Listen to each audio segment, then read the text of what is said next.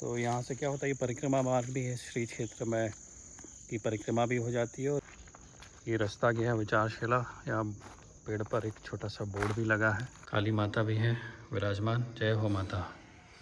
तो देख लीजिए चारों तरफ, कहीं से किसी एंगल से मुझे ये जो जगह है उत्तराखंड नहीं है ऐसा बिल्कुल भी नहीं लगता है। सारे नवग्रह देवताओं की बार आप भी दर्शन कर लीजिए। और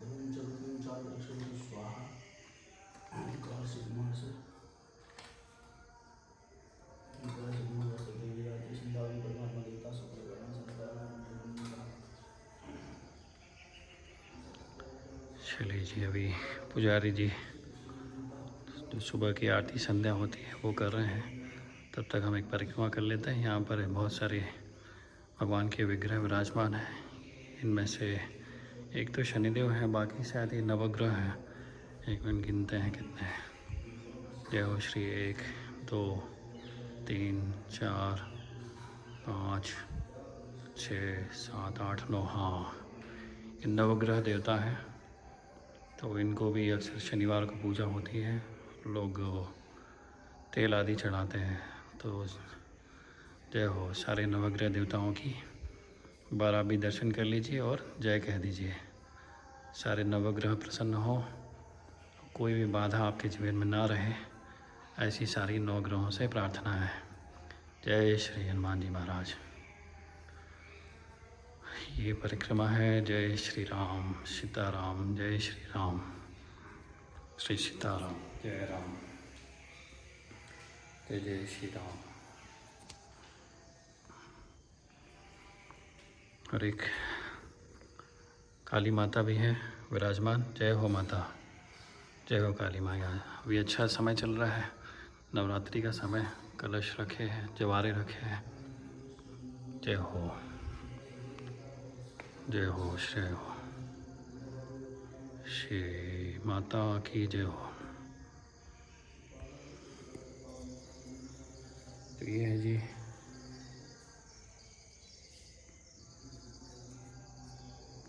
जय श्री राम।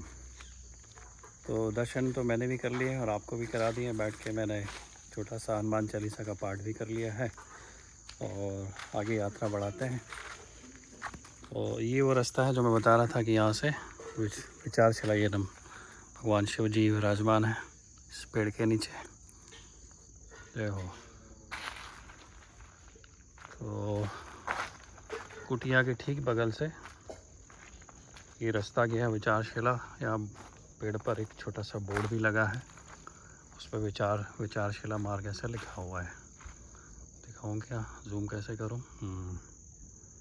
ये देखिए, तो यहाँ से नीचे उतर के विचारशिला के लिए रास्ता जाता है। तो आज नहीं, कल चलेंगे हम। तो आज तो यहाँ से क्या होता है, ये परिक्रमा मार्ग भी है, श्री क्षेत्र में की परिक्रमा भी हो जाती है और जितने मुख्य मंदिर हैं उनके दर्शन भी हो जाते हैं। तो श्री क्षेत्र की परिक्रमा हो गई और मंदिरों के दर्शन हो गए हैं। तो आगे यात्रा हम बढ़ाते हैं। तो मैं आपसे क्या बता रहा था, हाँ, कि जब हम लोग छोटे छोटे थे तो अभी ये जो रोड वाला रास्ता है जिसको गाड़ियों से आने के लिए बना हुआ है, आसान रास्ता, वो तो अभी बना है और अंडर कंस्ट्रक्शन है, बन ही रहा है। तो पहले हम लोग छोटे में इसी रास्ते से चढ़ के आते थे और छोटे भी थे, बहुत छोटे, लगभग होगी 5-6 साल की उम्र नहीं होगी उस समय हम लोगों की। तो मम्मी लोग के साथ कभी कभी यहाँ पर आते थे दर्शनों के लिए।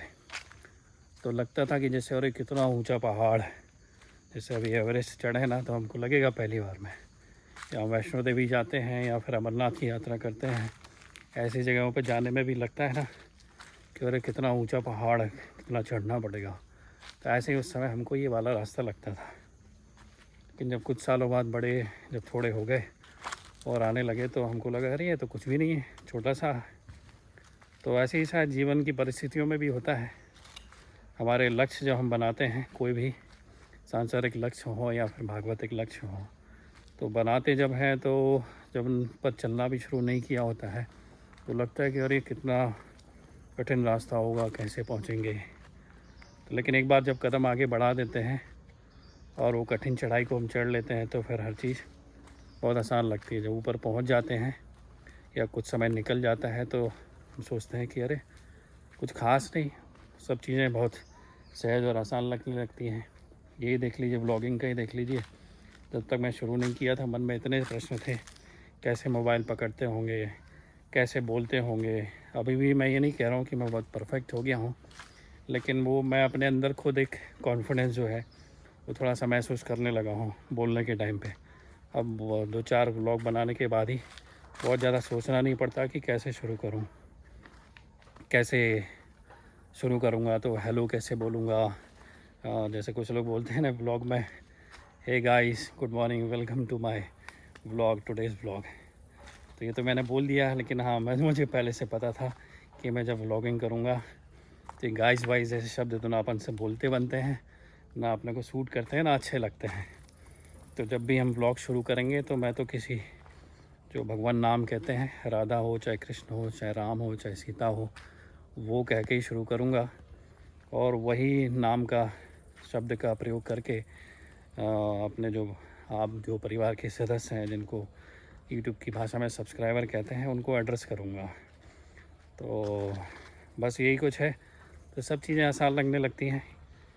तो ये हनुमान जी की हम बात कर रहे थे। हाँ, तो नीम करोली बाबा जी के आश्रम में जाने के बाद हमने देखा और वहाँ पर लोगों ने बताया कि बाबा नीम करोली को राम नाम एक तो सबसे प्रिय है, तो उनको राम का नाम जप के उनके सामने बैठ के राम का नाम जपना चाहिए, सीताराम जी का नाम जपना चाहिए, हाँ, या उनको हनुमान चालीसा सुनाना चाहिए, सुंदरकांड का पाठ करके आप उनको श्रवण करा सकते हैं। तो बाबा नीम करोली महाराज जी भी खुद रामचरितमानस का पाठ है, राम नाम का जो जप है, भजन जो है, कैंची धाम में अखंड कीर्तन वहाँ चलता है राम नाम का, सीताराम नाम का। तो हमारे महाराज जी भी कहते हैं, गुरुदेव महाराज, कि सब भगवान नाम में की महिमा एक जैसी है, कोई नाम छोटा नहीं है, कोई नाम बड़ा नहीं है।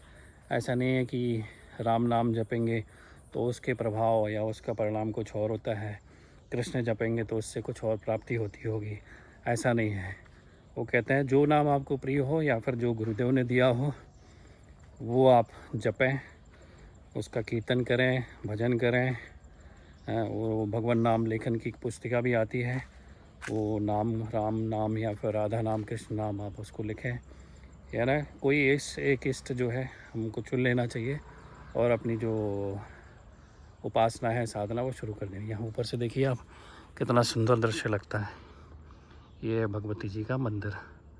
तो हनुमान जी की हनुमान टेकरी है, वहाँ से हम उतर के अभी पहुँच रहे हैं।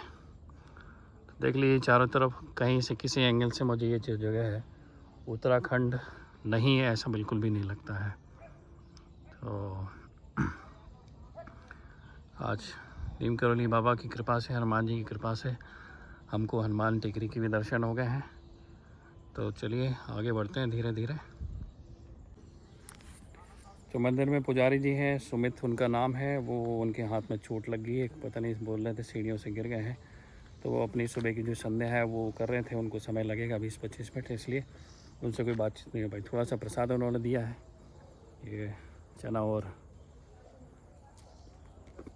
चिरौंजी, तो मैं प्रसाद ग्रहण कर लेता हूँ। आप भी मानसिक रूप से, मैंने आपको वैसे बोला नहीं है, लेकिन मानसिक रूप से आपको भी मैंने प्रसाद दे दिया है, तो आप उसको पा लीजिए, ग्रहण कर लीजिए। तो यही कुछ विधियां हैं जो मुझे वहाँ जाके पता चली थी कैंची धाम में, कि आप रामचरितमानस का पाठ करिए, राम नाम का लेखन करिए, हनुमान चालीसा का पाठ करिए, प्रतिदिन 11 पाठ, और सुंदरकांड का पाठ करिए मंगलवार को, शनिवार को, और रामचरितमानस का पाठ जो है करके आप हनुमान जी को भी श्रवण कराइए और नीम करोली बाबा महाराज को भी श्रवण कराइए। तो हनुमान जी को जो है वो राम नाम जो है, राम का जो चरित्र है, श्री राम जी का जो चरित्र है, वो श्रवण करने में उनको बड़ा आनंद महसूस होता है और उससे वो बड़ा जल्दी प्रसन्न होते हैं। तो ये कुछ विधियाँ पता चली जिनको मैंने अपनाया भी, और मैंने 1 साल के अंदर उनका अच्छा परिणाम भी देखा, प्रभाव भी देखा। मैंने आपसे अभी थोड़ी देर पहले कहा था कि जितने भी मेरे जीवन के तनाव समय चल रहे थे, कुछ भयानक ही तनाव थे वो, मैं आपसे शेयर अभी तो नहीं कर सकता, बाद में कभी ऐसा कुछ संयोग होगा तो मैं आपसे शेयर करूँगा, आपको बताऊँगा। तो ये सब भी हैं विधियाँ जो मेरे खुद की अनुभव की हैं, मेरे खुद के व्यवहार में मैंने अपनाई हैं और उनका मैंने रिजल्ट भी देखा है।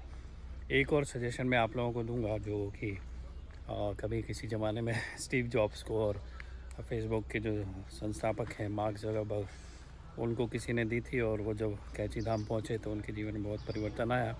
वही सुझाव मैं आपको देता हूँ कि आपका अगर जीवन में कुछ बहुत ही भयानक ऐसी कठिनाइयाँ हैं, परेशानियाँ हैं, वैसे तो किसी स्वार्थवश किसी भी धाम में किसी भगवान के पास नहीं जाना चाहिए। भगवान की भक्ति और जो उपासना है, साधना है, तो वो निष्काम ही करनी चाहिए। उनसे संबंध बनाना चाहिए, जैसा कि संबंध हम अपने प्रियजनों से बनाकर रखते हैं। क्योंकि जब हम प्रेम के संबंध रखते हैं तो हमारे जो जिनसे हम प्रेम करते हैं, जो हमसे प्रेम करते हैं, हमको विपत्तियों में देख के वो खुद ही बिना कहे या बिना रिक्वेस्ट किए, बिना मांगे उन समस्याओं को दूर करते हैं और हमारी हर चीज़ का ख्याल रखते हैं। फिर भी मैं कहता हूँ कि आप एक बार कैंची धाम अवश्य हो आइए। अगर आपको हनुमान जी से प्रेम है और सीताराम जी से प्रेम है तो उस जगह की अनुभूति भी एकदम अनुपम है, अद्भुत है। वहाँ जाके आपको बिल्कुल ही एहसास हो जाए कि हाँ, नीम करौली बाबा जी जो महाराज हैं वो हनुमान जी के ही अवतार हैं आधुनिक ज़माने में। तो आपके जीवन में परिवर्तन निश्चित रूप से आएगा। तो आप वृंदावन भी जा सकते हैं, लेकिन वृंदावन में अच्छी बात, जब वृंदावन तो लोग जाते ही रहते हैं अक्सर, अलग से जाने की आवश्यकता नहीं होती है। तो वृंदावन जब जाएंगे तो नीम करौली बाबा का जो मंदिर आश्रम है वो परिक्रमा मार्ग पर ही है वृंदावन की। लेकिन हाँ, कैंची धाम के लिए अलग से जाना पड़ता है, क्योंकि वहाँ और कोई ऐसा बड़ा तीर्थ नैनीताल के पास में है। नैनीताल कभी आप घूमने जाएं, लोग पिकनिक मनाने जाते हैं वहाँ पर, वो अच्छी जगह है, सुंदर जगह है। तो नैनीताल के पास में ही है नीम करौली बाबा जी का कैंची धाम आश्रम और मंदिर। तो वहाँ आप एक बार ज़रूर होकर आ सकते हैं, ऐसा मैं आपको व्यक्तिगत रूप से सुझाव देता हूँ। तो देखिए जी, हम आ गए ये रास्ते से, ये तीसरा रास्ता है जहाँ से हम आए हैं। तो यहीं से गाड़ियाँ आएंगी, आप अगर गाड़ियों से आएंगे, ये एक बार देख लीजिए। तो ये नीचे से उतरने के बाद वहाँ पर जो समाधि मंदिर है स्वरूपानंद जी महाराज का, अंडर कंस्ट्रक्शन है, वो बन रहा है। और उससे नीचे जाते से हम राधा कृष्ण जी के मंदिर पहुँच जाएंगे। तो उम्मीद है आपको आज के भगवान हनुमान जी के मंगलमय दर्शन और उनके पीछे जो स्टीव जॉब्स की कहानी है, मार्क ज़करबर्ग का अनुभव है, और एक बार कोई हॉलीवुड की एक्ट्रेस हैं जिसका नाम मुझे याद नहीं आ रहा है, तो उन्होंने किसी कार में एक सिर्फ छोटी सी फ़ोटो बस देख ली थी नीम करौली बाबा जी की। तो उस फ़ोटो को देखते ही से वो उनके ऊपर इतना प्रभाव पड़ा कि उन्होंने हिंदू धर्म को अपना लिया और आज तक वो हिंदू सनातन धर्म की ही से हैं और वो अपने आप को हिंदू ही मानती हैं। तो देश विदेश में बहुत सारे ऐसे नीम करौली बाबा जी महाराज के और हनुमान जी महाराज के खूब सारे मंदिर बने हैं। और हनुमान जी ही एकमात्र ऐसे भगवान है या भगवान का स्वरूप है जिनके विश्व में सबसे ज़्यादा मंदिर हैं। आप देखेंगे जहाँ जाएंगे आपको हनुमान जी और उनके मंदिर प्राप्त हो जाएंगे। तो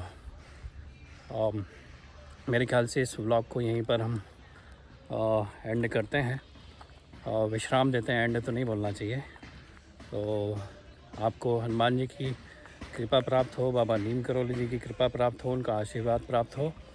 जय जय श्री राम, जय जय श्री हनुमान जी, जय जय श्री राधे।